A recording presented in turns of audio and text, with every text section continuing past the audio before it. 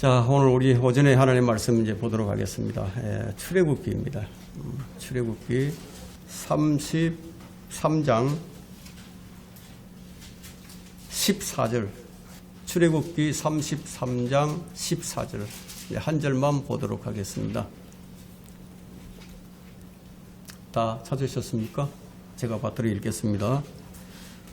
주께서 말씀하시기를 나의 임재가 너와 함께 가며 내가 너에게 힘을 주리라 하시니라. 나의 임재가 너와 함께 가며 내가 너에게 힘을 주리라 하시니라. 오늘 이 설교 제목은 하나님의 임재의 위력, 임재의 위력, 갈급함이 부족한 세대들, 이런 부제목을 이제 달았습니다. 자, 하나님은 이제 무소부재하시죠. 무소부재하십니다. 그러니까 무소부재와 임재의 차이는 무엇일까요? 그 무소부재란 어디에나 항상 계신다는 뜻인데, 하나님의 이런 속성은 어디에 나타나느냐 하면 그가 없이 지어진 것은 아무것도 없더라. 요한복음 1장 3절에서 그가 없이 지어진 것은 아무것도 없더라.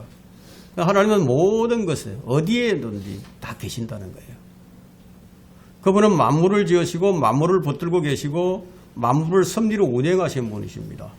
그러나 그분은 언제나 우리 가까이 계시죠.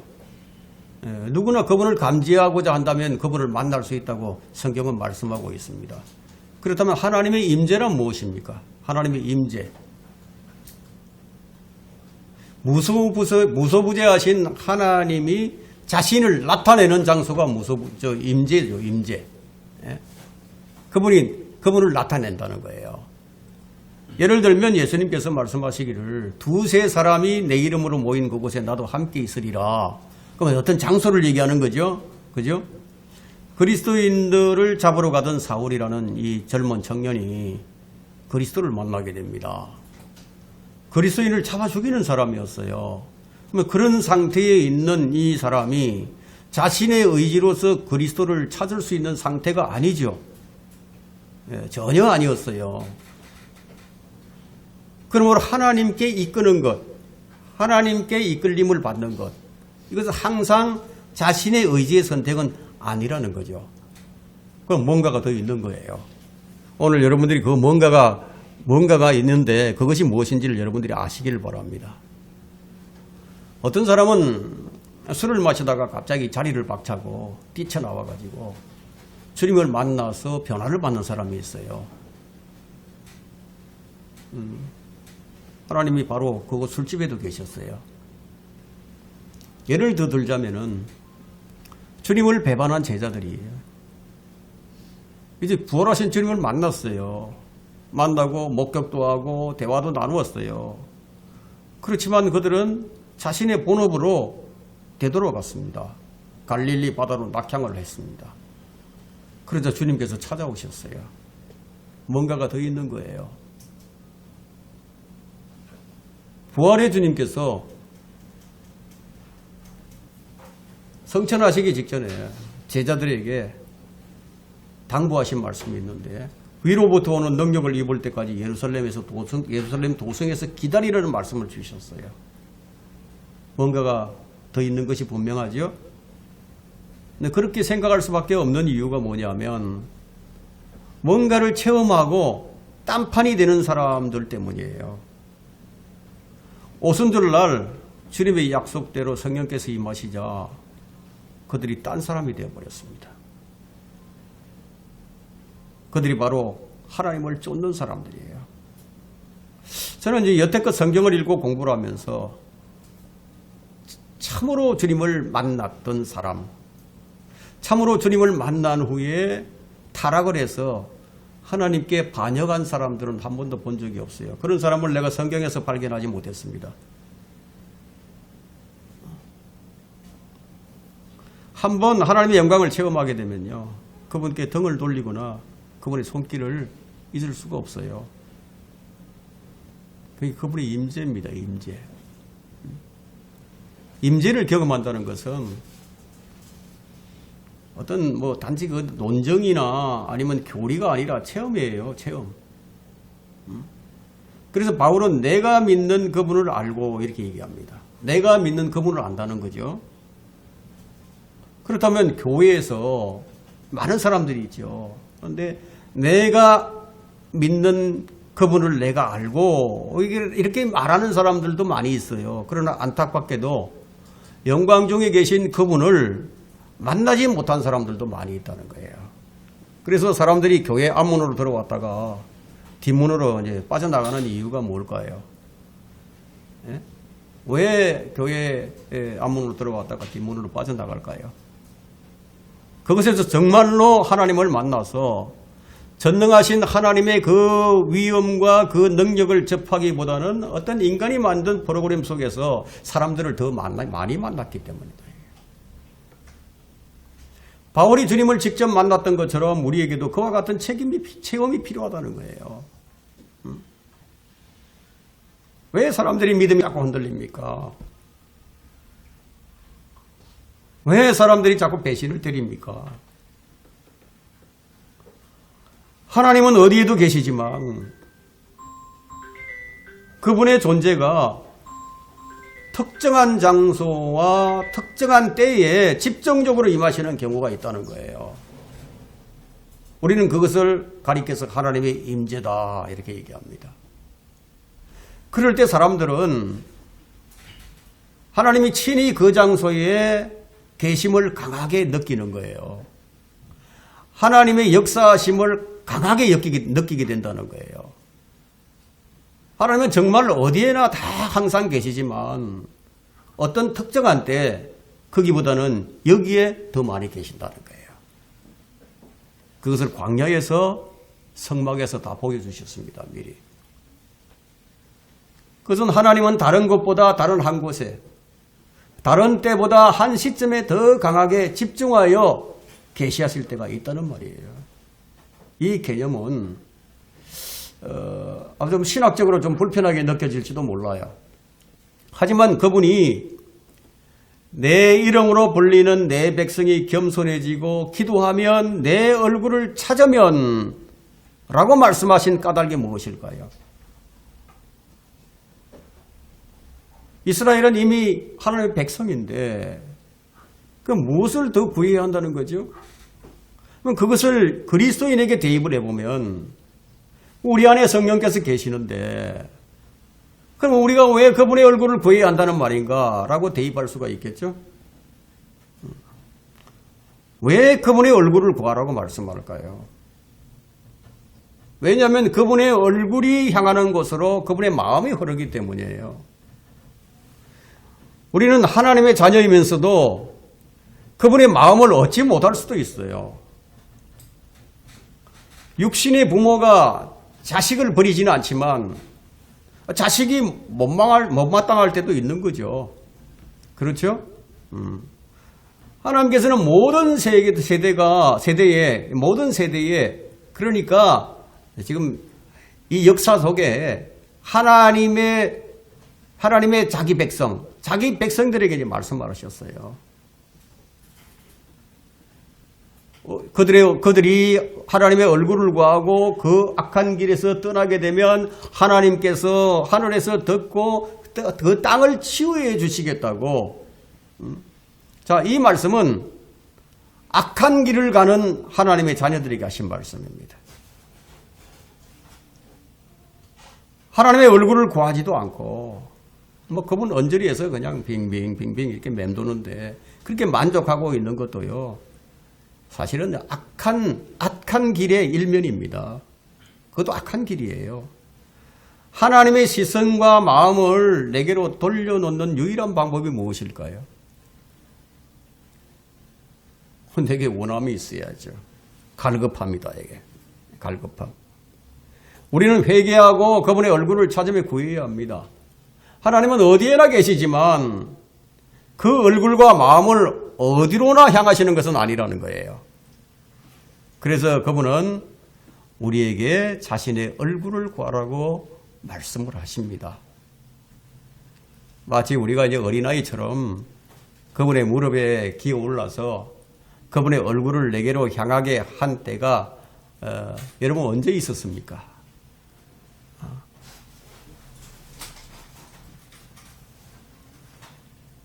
사랑하는 사랑하는 사도 요한처럼 주님께 사랑받는 자, 늘 가슴에 기대고 있었죠. 자, 우리는 이제 예언적으로만 말씀을 인도받는 경우가 많이 있어요. 성경에 의하면 하나님께서는 우리가 그 상태를 좀 넘어서기를 원하십니다.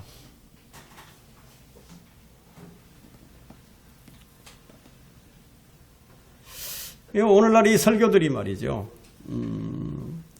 말씀의 본을 굳게 붙잡고 우리 안에 거하시는 성령을 힘입어서 네게 맡겨진 좋은 것들을 지키라는 이 디모데후서 1장 14절에 이 말씀을 간과하고 있다는 겁니다.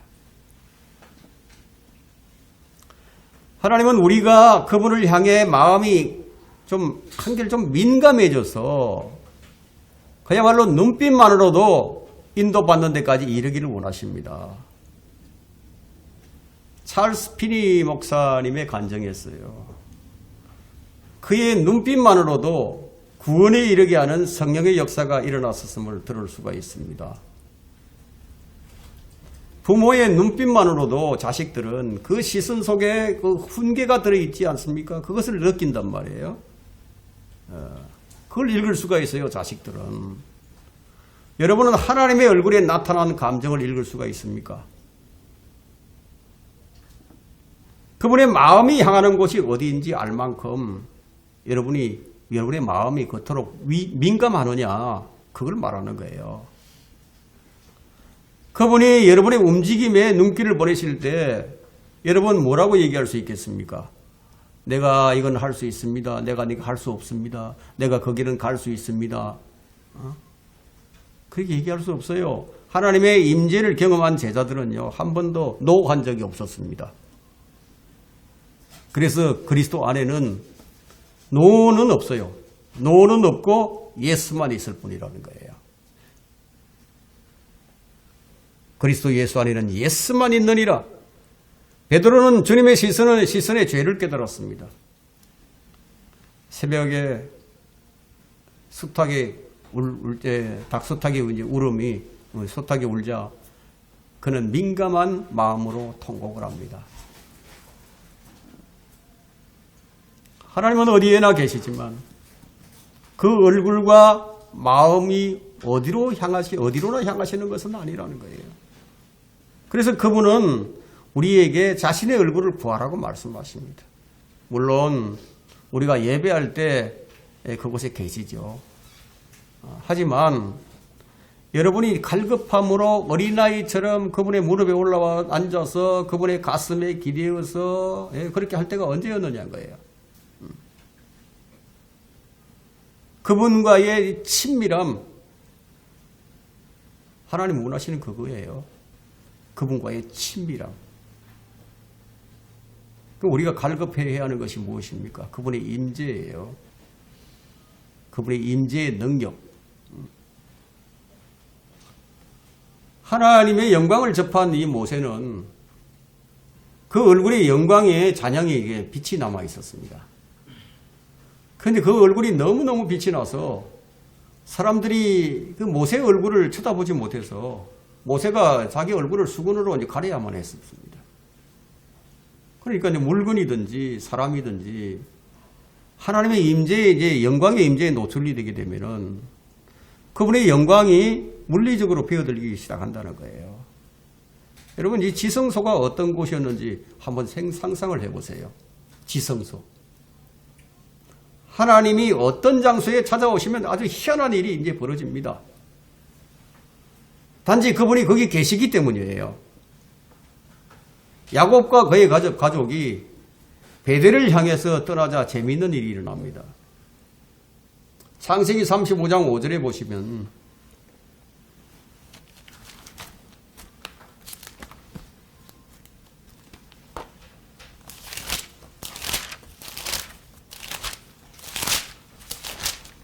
(35장 5절) 한번 보세요.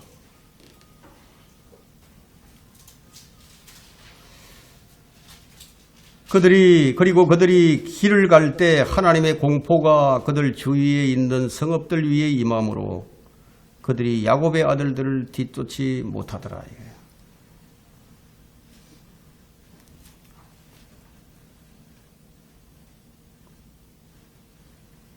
이 야곱의 아들들이 큰 사건을 일으켰죠. 그죠? 그래서 속임수로 이 세켐 사람들을, 남자들을 다 죽입니다. 그리고 무서워서 이제 도망을 가는 거예요. 베델로 올라가자 하고 이제 베델로 갑니다. 근데 그들이 이제 베델로 이제 길을 갈 때 하나님의 공포가 그들 주위에 있는 성읍이 임했다는 거예요. 이 임재란 그런 겁니다. 사도행전 31절에도 그들이 기도를 마치자 그들이 함께 모여있는 곳이 진동을 하더니 그들이 성령으로 충만하여 담대히 하나님의 말씀을 선포하더라. 자, 이런 말씀이 있습니다. 그들의 의지와는 상관없이 일어나는 하나님의 역사라는 거예요. 어떤 경우는 이런 일이 있습니다. 어떤 술꾼이, 주정뱅이가 길을 가다가 교회 상담실을 찾아와서 어떻게 하면 구원을 받을 수 있는지 묻고 구원받는 일도 일어납니다. 다마스쿠스로 가는 대로에서 사울이 하나님을 만난 것처럼 그런 역사는 지금도 일어날 수 있는 거예요. 오늘 본문의 말씀을 보게 되면 나의 임재가 너와 함께 간다. 나의 임재가 너와 함께 간다. 주의 임재가 모세와 함께 간다는 거예요. 그럼에도 모세는 뭐라고 얘기합니까? 주의 영광을 내게 보여주소서. 그런 말을 하는 거예요. 뭔가가 다른 것이 뭔가 있어야 한다는 거죠.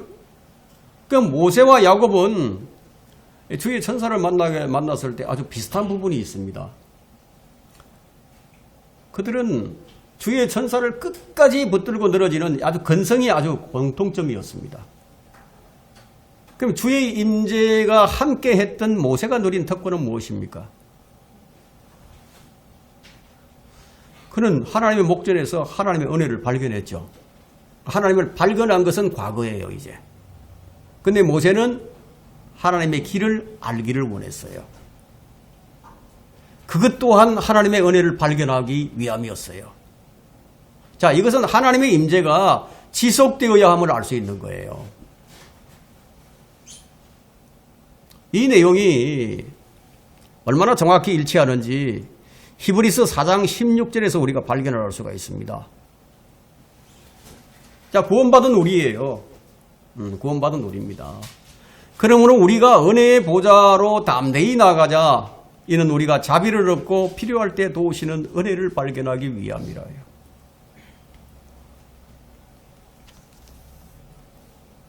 우리 삶의 과정에 이게 지속되어야 된다는 거예요. 우리도 알고 있듯이 모세도 하나님의 임재가 없다면 그것은 희망이 없다는 걸 알고 있었어요. 여호수아도 이 사실을 알고 있었어요. 그러기에 하나님의 임재가 나타나는 곳인 성막에 여호수아는 머물러 있기를 즐거워했습니다. 이 하나님의 임재는 구름 기둥으로 나타났죠.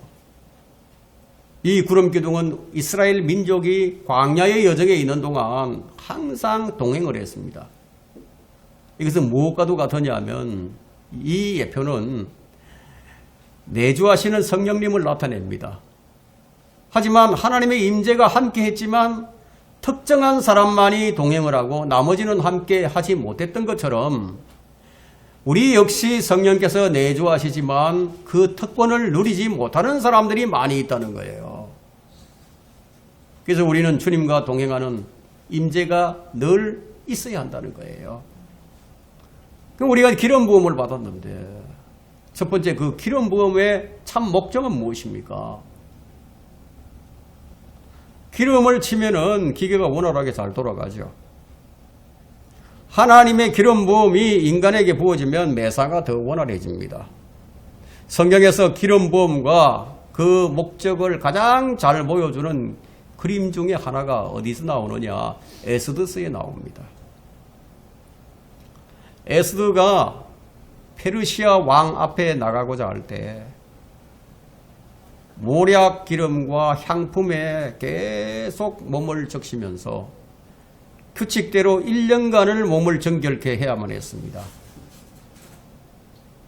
그 성분은 히브리인들이 예배할 때 쓰는 향기름의 성분과도 같습니다.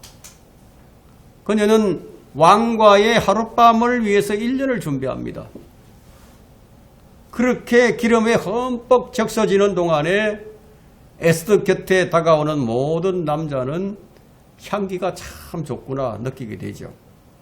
하지만 에스더는 그들에게 단 1초의 시선을 줄 마음이 없었어요. 똑같은 이유로 우리도 인간의 인정을 쫓느라 마음이 나뉘어서는 안 된다는 거예요. 왜냐하면 기름 부음의 목적은 인간의 마음에 들기 위해서가 아니라 왕이신 하나님의 마음에 들기 위해서예요. 사람들이 나를 인정하는 것보다 왕이신 하나님이 인정하는 것이 훨씬 더 중요하기 때문에 다윗은 왕이 되기 이전에 이미 하나님의 기름 부음을 받았습니다. 그런데 그는 인간에게 인정을 받기보다는 하나님의 인정을 더 구했습니다. 다윗은 하나님을 쫓는 사람이었어요. 우리는 성령의 기름 부음을 받은 왕 같은 제사장들입니다. 그러나 우리는 하나님의 기름 부음에 불륜을 저지를 때가 많이 있습니다. 그분을 위해서 향기로운 기름으로 몸을 씻으며 준비해 놓고는 정작 한다는 일이 인간들 앞에서 자랑하고 다닌다. 그것은 왕의 내실로 가는 길에 곁눈질하고 장난치다가 결국 다른 연인들에게 혹해가지고 도중하차하고 만 사람이랑 마찬가지예요. 자, 우리의 왕은 훼손된 제품은 받지 않으세요. 오직 순결한 처녀만이 왕 앞에 나갈 수가 있습니다. 인간에게 시선을 돌릴 때 또는 인간의 영광과 시선을 구할 때 그분의 기름 부음에 불륜을 저지르는 거예요. 그것은 육신을 기쁘게 하려는 행위입니다. 심지어 우리 예배도 인간의 취향에 짜맞춰집니다. 그럼 기름 부음은 그럼 우리 삶에 어떤 영향을 미치죠? 기름 부음은 실제로 우리 삶에 놀라운 일을 일으키면서 압제의 멍에를 다 풀어줍니다. 그러나 그것은 부산물일 뿐이에요. 기름 부음은 아내를 위해 내 몸에 향수를 뿌리는 것과도 흡사합니다. 향기름으로 모든 사람에게 향기를 풍기게 되죠. 그러나 향기의 목적은 그들이 아니라 왕을 위한 것이다. 우리는 육신의 악취를 제거하는 기름 부음의 본 목적을 간과해버린 채로 서로 환심을 사는 불장난이나 하고 그러다가 향수를 이용한다면 문제가 생기게 되는 거예요. 자, 궁녀의 집에서 지급된 정결한 기름이 있습니다. 그리고 비누가 있습니다. 그 에스더는 자신의 몸을 씻는 과정을 통해서 시골뜨기 여자에서 왕비로 변모하게 되는 거예요. 다시 말하지만 기름 부음의 본 목적은 인간에게 잘 보이려는 것이 아니라 좋은 영향을 끼쳐야 하지만 그것은 어디까지나 부산물일 뿐이라는 거예요.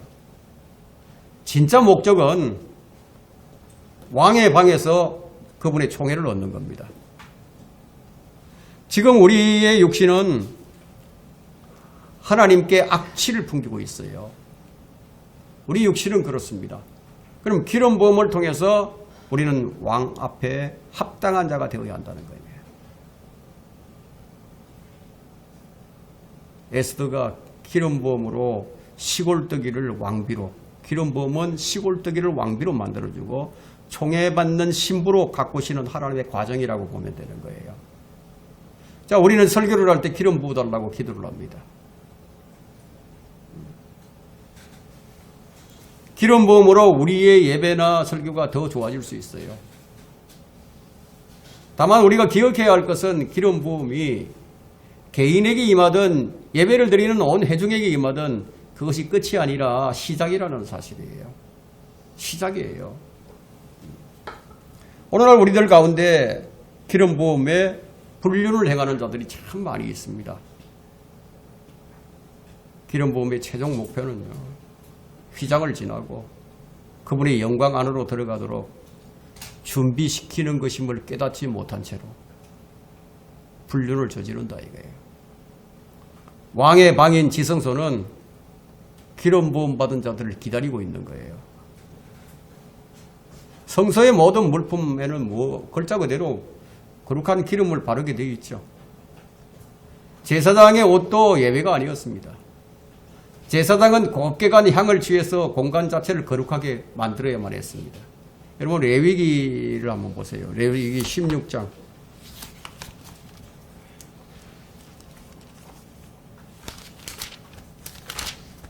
16장 12절과 13절을 보겠습니다.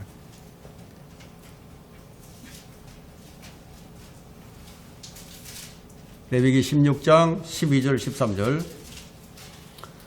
주 앞 제단에서 불붙은 숯불로 가득 찬 향로를 가져다가 잘게 간 향기로운 향을 두 손으로 가득 집어 휘장 안으로 가지고 와서 주 앞에서 불 위에다 향을 놓아 향연기가 정극의 위에 있는 자비석을 덮게 할지니 그래야 그가 죽지 않으리라.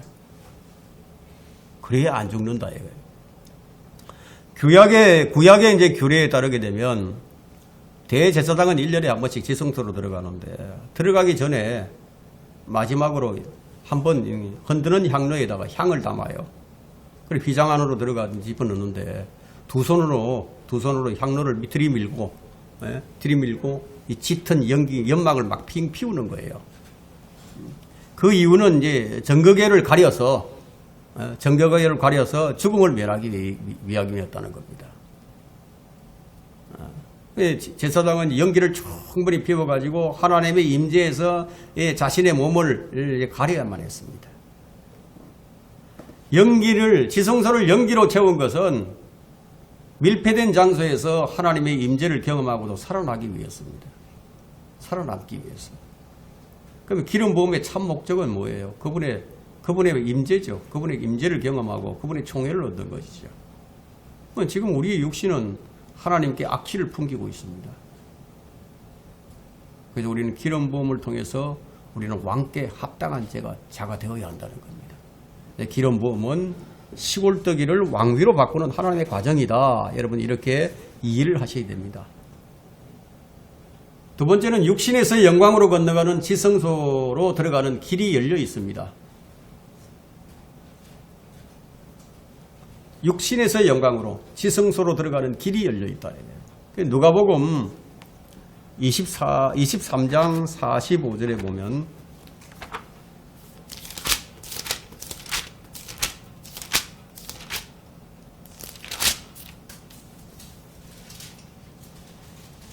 어, 23장 45절 또 해가 어두워지고 성전의 휘장이 한가운데로 찢어지더라. 한가운데로 찢어지더라. 예수 그리스도의 죽음으로 성전 휘장이 둘로 확 찢어졌어요. 그 이후 우리는 그분의 피를 통해서 하나님의 임재 안으로 자유롭게 들어갈 수 있게 되었습니다. 그런데도 우리는 들어가지 않고 있어요. 우리는 대부분 휘장 밖, 그냥 성소에서만 머물다가 돌아갑니다.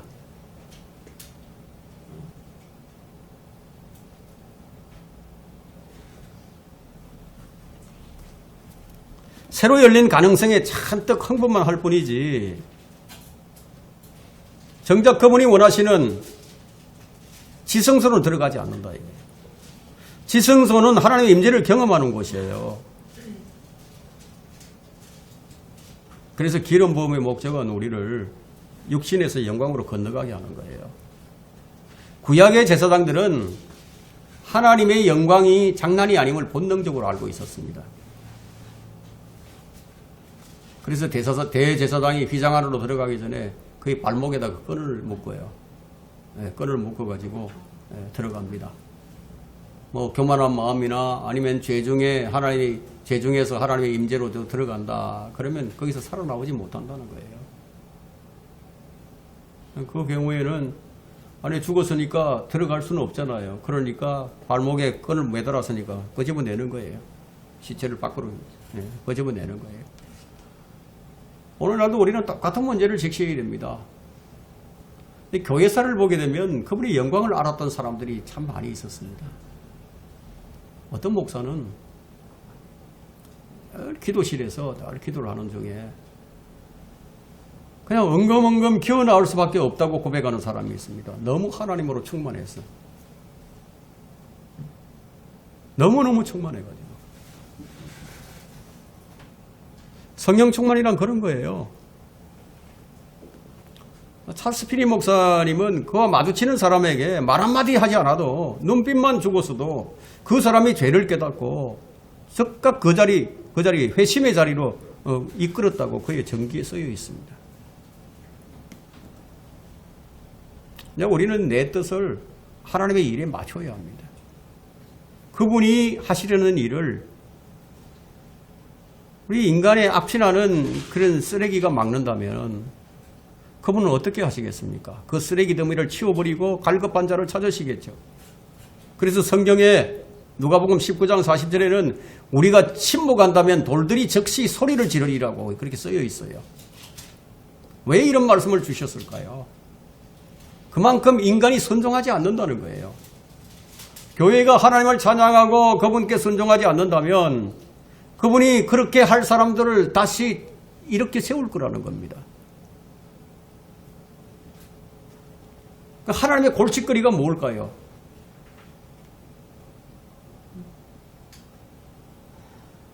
자식들 중에도 골칫거리가 있죠. 그분의 골칫거리는 영적 미지근함, 이 난치병을 앓고 있는 사람들이에요. 우리는 이 갈급함이 부족합니다. 하나님은 그분의 혜택만을 구하는 자들에게 오시지 않아요. 하나님은 그분의 얼굴을 구하는 자에게 오십니다. 아모스나 이사야서에는 그분의 지치신 모습이 나옵니다. 그래서 내가 너희들에게 질려버렸다. 이제 지쳐버렸다. 그분은 선지자를 통해서 공적인 책망을 통해서 그들을 바로잡는 일에 지쳐버렸다는 거예요. 지쳐버렸어. 그래서 너희가 좋아하는 일들이니까 너희 마음대로 해라 하고 내버려 두셨다. 이거예요. 어쩌면 그분은 이 시대의 교회들에게 지쳐있을지도 몰라요. 그 요한계시록에 나오는 7교회를 보게 되면 어떤 교회는 입에서 토해내겠다는 교회도 있고요. 사탄의 자리가 있는 교회도 있고요. 촛대를 옮기시겠다는 그런 교회도 있습니다. 우리는 그분이 해주실 수 있는 일들을 구합니다. 그분의 축복을 원하고 아주 짜릿한 그런 흥분을 원합니다. 물고기와 빵을 원합니다. 그러나 깊은 헌신으로 그분의 얼굴을 구하는 일에는 꾀를 부립니다. 그분의 얼굴을 구해야 그분의 마음을 얻을 수 있습니다. 우리가 만일 매 순간 우리가 그분의 기름 부음을 받는다면 설교는 살아있는 설교가 될 것이고 예배는 살아있는 예배가 됩니다. 그렇다고 뭐 나쁜 사람이 아니에요. 나쁜 사람이거나 죄 가운데 살고 있다는 그런 뜻은 아닙니다. 다만 우리들이 하나님의 임재에 붙들려야 한다는 그런 뜻이에요. 뭔가가 더 있어야 한다는 거예요. 사실 우리는 부흥을 잘 몰라요. 참 부흥이 뭔지 개념조차 없을지도 모릅니다. 세대를 거듭할수록 사람들은 교회가 커져나가는 것을 부흥이라고 생각을 합니다. 유창한 설교자가 있어야 하고 훌륭한 음악이 있어야 하고 교회 등록을 하는 수많은 사람들이 있으면 그것이 부흥인 줄로 생각을 합니다. 참 부흥이란 그런 게 아닙니다. 식당에서 밥을 먹거나 길을 걷던 사람이 갑자기 나는 이렇게 살면 안 돼. 나는 하나님과의 관계를 정립해야만 해. 라는 마음에 강한 울림이 있다. 바로 이런 거예요. 참 부흥이란 무엇입니까? 가장 전도하기 어렵고 안 믿을 것만 같았던 사람이 모든 조건을 버리고 예수님께로 오는 거예요. 그런 사람들이 거의 없는 것은 하나님은 안 보이고요. 악취만 풍기는 사람들만 너무 많이 보이기 때문이에요. 우리는 너무 사람들의 목구멍에다 교리를 쑤셔넣으려고 합니다. 그렇게 애써 왔어요. 교리를 쑤셔 넣으려고. 그야말로 모든 건물을 도배할 수 있을 정도로 수많은 전도지를 찍어냈습니다. 물론 전도지를 통해서 구원받는 사람들도 있고 그에 대한 부분은 우리가 하나님께 감사를 드려야 합니다. 그러나 사람들은요, 교리를 원하지 않습니다. 전도지도 원치 않습니다. 그렇다고 어줍잖은 우리의 논정도 원하지 않습니다. 그들에게 필요한 것은 무엇일까요? 주님과의 만남이에요. 주의 임재입니다. 논정으로 쉽게 신앙을 가진 사람들은요, 그만큼 쉽게 논정으로 신앙을 버릴 수도 있습니다. 한국 교회는 한동안 감동적인 음악이 사람들을 이끌어왔습니다. 한동안 사랑의 불꽃 축제라는 프로그램이 사람들을 이끌었습니다. 그러나 그것들에 대한 흥미를 느낄 때까지였습니다. 그것이 소원해지면 또 다른 프로그램을 찾게 될 겁니다. 참된 부흥이란 그런 게 아닙니다. 참된 부흥이란 하나님의 임재를 늘 경험하는 거예요. 내 안에 성령님이 계시는데 언제 만났습니까? 여러분들이 언제 성령님과 교제를 했습니까? 지금은 하나님의 임재의 능력을 재발견해야 할 때입니다. 하나님은 갈급한 자를 찾으십니다. 모든 것은 갈급한 자의 기도로서 시작이 됩니다. 세 번째, 여러분은 믿음의 값을 치를 각오가 되어 있습니까? 이사야 1장을 한번 펼쳐보십시오. 아모스에도 같은 말씀이 나와 있는데 이사야 1장만 보겠습니다. 이사야 1장 11절부터 13절까지 보겠습니다.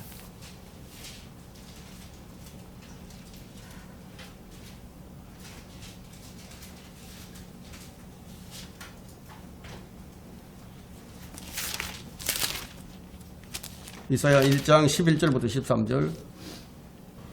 너희의 수많은 희생제물이 내게 무슨 소용이 있느냐? 주가 말하노라. 나는 수장들의 번제물들과 살찐 짐승들의 기름으로 배불렀으며 또 나는 수송아지들이나 어린 양들이나 숫염소들의 피를 기뻐하지 아니하노라.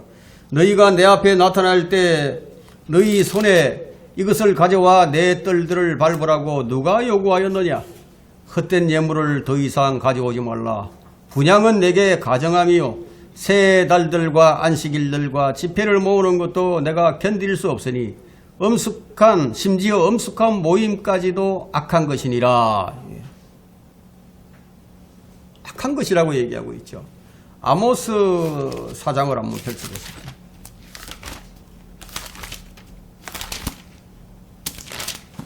아모스 4장 4절로부터 5절을 봅니다.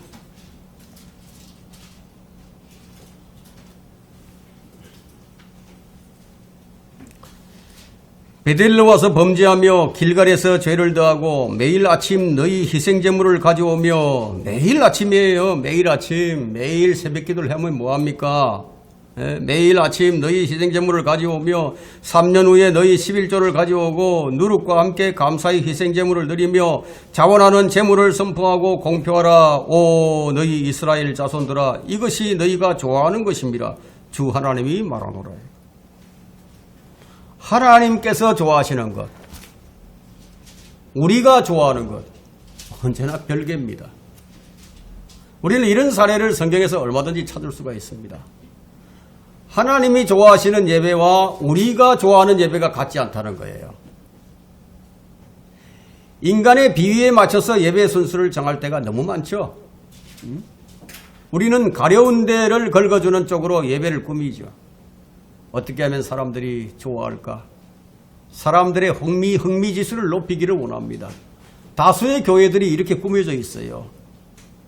불행히도 이런 집회는 홀로 찬양과 영광과 존귀를 받으실 분께서 우리의 희생적인 사랑을 쏟아붓는 것과는 거리가 아주 멀다는 거예요.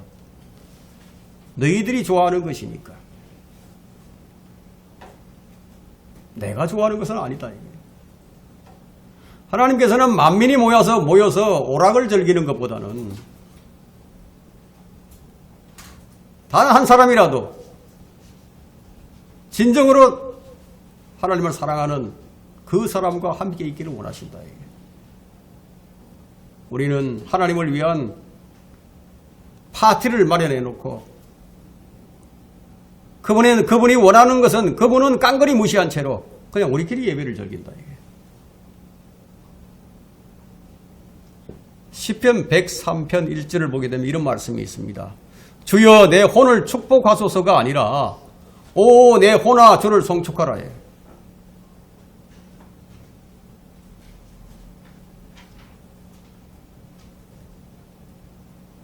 사람들은 복받기를 원하지만 여기서 뭐라고 얘기합니까? 오 내 혼아 주를 송축하라. 하나님은 매번 주문의를 들어서 축복을 내려주시는데 지쳐버리셨어요. 이제 하나님은 우리가 그분과 얼굴을 맞대고 그렇게 친밀하게 교제하기를 원하고 계십니다. 그래서 오늘날 교인들은 구원의 옷자락만 대충 이렇게 붙던 채로 그냥 타락한 삶, 육신의 야망을 채우는데 그냥 만족합니다. 그분에 대해 아는데 지쳐가지고 그분을 알고 싶다.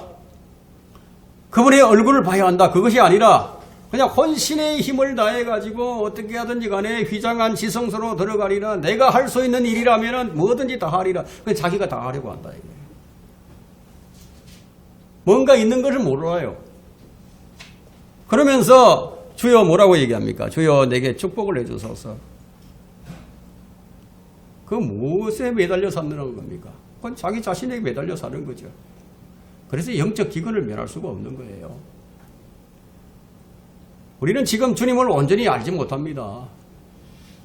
지금 우리는 유리를 통해서 보는 것처럼 희미하게 그분을 볼 뿐이에요. 여러분 저 고린도전서 13장 12절 한번 보세요. 지금은 어떤지. 13장 12절에 지금은 그러죠. 지금은 우리가 유리를 통해 희미하게 보나 그때에는 얼굴과 얼굴을 마주 볼 것이요. 지금은 내가 부분적으로 아나. 다 모른다는 거예요. 다 안다고 하는 사람들은 거짓말쟁이입니다. 그때에는 내가 알려진 것처럼 알게 되리라. 지금은 아니지만 그때는 우리 하나님께서 어떤 분이신지 우리가 좀 온전히 알게 된다는 거예요. 우리가 누구인지 그분이 우리를 온전히 아시는 것처럼. 사도 요한은 예수님을 믿는다는 이유로 파모섬에 유배가 되어 있습니다. 하지만 거기에는 더 깊은 이유가 있습니다. 볼모의 섬 사형수로 버림받은 후에야 요한은 예수님의 음성을 듣고 그분의 얼굴을 볼 수 있었습니다. 우리는 다 하나님을 안다고 생각하고 교회의 일원이라고 생각을 합니다. 그러나 우리는 요한을 자세히 들여다볼 필요가 있습니다. 요한은 예수님의 가슴에 기대어 있던 자예요. 요한은 예수님께서 고난잠에서 깨어나서 갈릴리 풍랑을 잠재우시는 그런 모습도 다 보았던 사람입니다. 예수님께서 장례식 행렬을 멈추게 하신 뒤에 죽은 아들을 그의 어머니가 보는 앞에서 살리시는 장면도 다 보았던 사람입니다.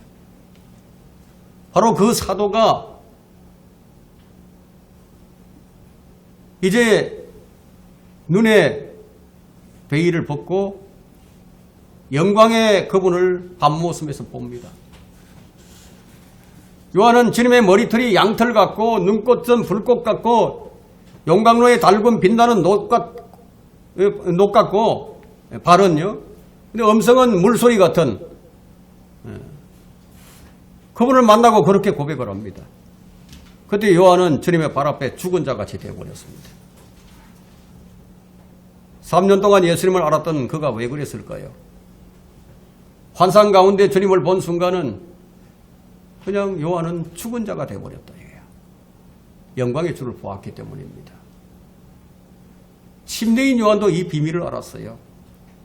침례인 요한은 모든 참된 사역과 섬김과 예배의 기반이 되는 진리를 은혜로 깨달았습니다. 그건 사람들이 잘 모르는 진리입니다. 성경에는 있지만 사람들이 잘 몰라요. 그게 무엇인가 하면요. 그분은 융성해야 하지만 나는 쇠잔해야 하리라. 그분은 융성해야 하지만 나는 쇠잔해야 한다. 내가 쇠하게 되면 그분은 흥하실 수 있다. 그러니까 내가 줄어들면 그분은 많아진다는 거예요. 그는 모태에서부터 성령으로 충만한 사람이었습니다. 그는 모든 은사와 능력의 참 권위이신 분을 아는 지혜가 있는 사람이었어요. 그가 뭐라고 얘기했는지 아십니까? 하늘에서 주신 것이 아니면 사람은 아무것도 받을 수가 없느니라. 요한복음 3장 27절에서 그 말씀을 합니다. 내가 세전해지면 그분은 융성해진다는 거예요. 내가 더 많이 죽을수록 그분과 더 가까워진다는 거예요. 그래서 주님께서 자기를 부인하고 날마다 자기 십자가를 지고 나를 따르라. 다 이유가 있는 거예요. 그래서 바울은 날마다 나는 죽노라고 얘기합니다. 사도들은 죽기까지 자기 생명을 사랑하지 않았어요. 누가복음 14장 26절을 보면 누구든지 자기 아버지나 어머니나 아내나 자식이나 형제나 자매나 정녕 자기 목숨까지도 미워하지 않은 채로 내게로 오면 그는 나의 제자가 될 수 없느니라. 그러면 이 말씀에 우리가 비춰본다면은 자, 오늘날 이 제자가 아닌 교인들이 무수히 많다는 것을 알 수 있습니다. 제자가 아니에요. 그래서 기독교는 쉬운 종교가 아니에요. 제자들은 죽기까지 자기 생명을 아끼지 않았어요. 여러분은 죽음을 피하고 있습니까? 여러분은 여러분의 삶에 하나님의 축복이 있기를 원하십니까? 최대 축복은 하나님의 손에서 나오지 않는 거예요. 주님과의 친밀한 관계 속에서 우리는 마침내 그분을 뵙고 그분을 알게 될 것이지만 우리는 모든 권능의 근원에 우리가 이를 것이지만 하지만 우리 육신은 현재적으로 하나님의 영광을 가로막고 있다는 거예요. 지금 이 설교를 듣고 있는 중에도 육신과의 싸움은 계속 있는 거예요. 하나님은 그분의 마음을 열심히 쫓는 자를 찾으십니다. 갈급한 자가 되게 된다는 거예요. 수고하고 무거운 짐진 자들아 다 내게로 오라. 어떤 자들이 옵니까?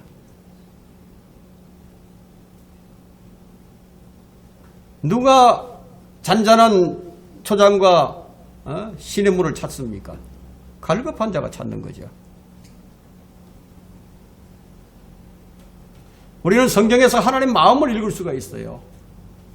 하나님은 우리가 자신의 마음에 꼭 맞는 다윗과 같은 사람이 되기를 원하십니다.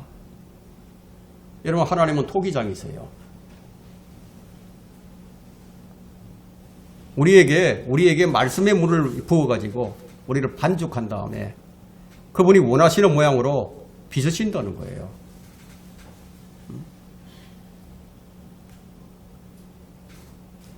주님은 우리가 큰 태풍이 없어도 그분을 감지할 수 있을 만큼 민감해지기를 원하세요. 잔잔한 미풍이라도 잔잔한 미풍에도 주님을 감지할 만한 민감함이 우리에게 필요하다는 겁니다. 하지만 우리는 주님께서 원하시는 반대의 방향을 가기를 원하고 있습니다. 그것이 바로 자기 생명을 구하고자 하는 거죠. 이와 같이 너희 가운데 누구든지 자기가 가진 모든 것을 버리지 않는 사람은 나의 제자가 될 수 없느니라. 누가복음 14장 33절에 말씀했죠. 누가복음 6장 24절에는 누구든지 자기 생명을 구하고자 하면 잃을 것이요 누구든지 나를 위하여 자기 생명을 잃으면 구하리라. 이 말씀을 대하게 되면 아주 불편해지는 사람들이 참 많이 있습니다. 하지만 성경은 이렇게 말씀합니다. 내가 너희에게 말하노니 이와 같은 죄인 하나가 회개하면 하나님의 천사들 면전에 기쁨이 있느니라. 우리의 회개는요, 천상의 기쁨을 낳는 거예요. 예수님은 우리를 구원하시고자 친히 희생제물이 되셨어요. 그래서 주님을 따르려는 사람들에게 그분은 무엇을 명령하셨습니까? 목숨을 버리고 자기 십자가를 지고 나를 따르라고 명령하셨습니다. 말씀을 정리하겠습니다. 오늘날 갈급함을 모르는 세대를 보면 두려움도 고난도 핍박도 없는 아주 철저히 보호받는 환경에 있을 때만 꽃을 피우는 온실 속에 그리스도인들이 참 많이 있습니다.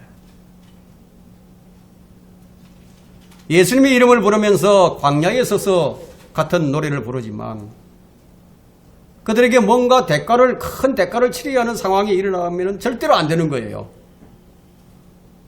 그런 일들이 그들에게 닥치게 되면 쓰러질 사람들이 많기 때문에, 그래서 온실 속에 그리스도인들이 역경과 슬픔의 비바람이 몰아치는 현실 세계로 나왔을 때 아주 비참한 결과를 우리는 종종 보게 됩니다.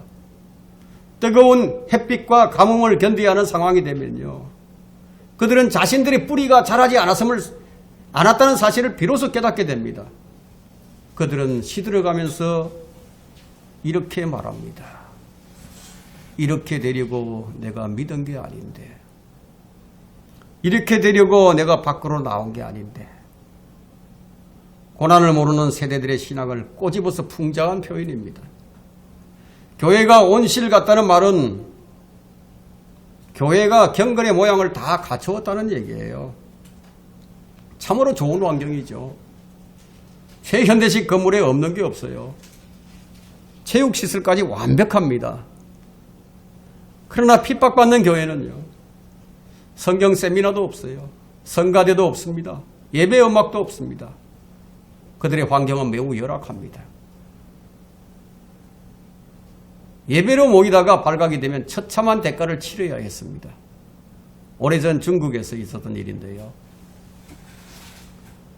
그리스도인들이 숨어서 예배를 드리다가 발각이 되어버렸다. 그래서 중국 관리들이 시내 한복판에 그냥 말 연물통을 놓고 남녀 가리지 않고 거기서 오줌을 싸게 한 다음에 그 교인들이 보는 앞에서 목사를 그 오줌통에 빠뜨렸다고 하는 그런 이야기가 전해지고 있습니다. 이 이야기는 오늘날 우리에게 시사하는 바가 매우 큽니다. 어쩌면 우리는 온실 속의 화초와 같은 신앙일지도 몰라요. 바울은 이렇게 고백을 합니다. 나의 달려갈 길을 마치고 나의 달려갈 길을 기쁨으로 마치고 내가 주 예수로부터 받은 사역 곧 하나님의 은혜의 복음을 전가하기 위해서라면 나의 생명을 조금도 아끼지 아니하노라. 사도행전 20장 24절 말씀이죠. 이것이 창조주와 사랑에 빠진 친밀한 교제를 나누는 자들의 고백입니다. 하나님은 우리를 부르고 계십니다. 하나님은 친밀한 인격적 관계로 여러분을 부르고 계십니다. 그 부름에 응한다면 여태 여러분이 해온 모든 일의 정의가 완전히 달라질 겁니다. 그리스도와의 동행에 있어서 진보할 것이냐 아니면 퇴보할 것이냐, 오늘 우리의 결단에 달려 있습니다. 그분은 우리가 가까이 오기를 원하십니다. 그러면 그분이 우리를 만지십니다. 하나님은 더 높은 차원의 헌신으로 우리를 부르고 계십니다. 그분의 제단에 올라서 우리는 기도를 해야 합니다. 하나님의 임재 앞에 하나님 제가 어떻게 하기를 원하십니까? 그러면 갈급함이 채워질 것입니다.